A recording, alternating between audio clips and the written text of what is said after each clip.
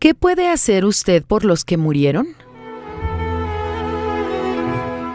Y le dijeron sus siervos: ¿Qué es esto que has hecho?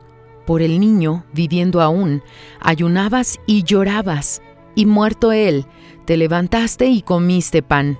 Y él respondió: viviendo aún el niño, yo ayunaba y lloraba diciendo: ¿quién sabe si Dios tendrá compasión de mí y vivirá el niño? Mas ahora que ha muerto, ¿para qué he de ayunar? ¿Podré yo hacerlo volver? Yo voy a él, mas él no volverá a mí. Segunda de Samuel, capítulo 12, versículos del 21 al 23. Las costumbres religiosas acordaron que el día de hoy sería el Día de los Muertos, llevando a muchos a revivir el luto y a emocionarse por los que no están más aquí. Sin embargo, esto no tiene una base bíblica. Cuando recibió la noticia de la muerte de su hijo, David dejó de llorar, adoró a Dios y finalizó su ayuno. Sabiendo que de nada serviría disfrutar el sufrimiento, fue a consolar a su esposa. Esto es la fe inteligente. Lo que podemos hacer por nuestros seres queridos, lo debemos hacer mientras estén vivos.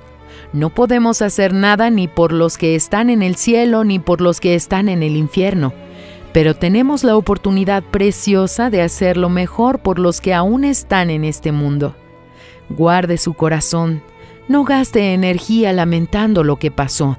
Aproveche para hacer su mejor por los que están en las tinieblas, para traer salvación a los que se encuentran perdidos, para cuidar su propia salvación, para traer vida a los que aún están vivos físicamente pero muertos espiritualmente, los que permanecen vivos para este mundo pero están muertos para Dios. Y dijo a otro: sígueme. Él le dijo: Señor, déjame que primero vaya y entierre a mi padre. Jesús le dijo: deja que los muertos entierren a sus muertos, y tú ve y anuncia el reino de Dios. Lucas capítulo 9, versículos 59 y 60.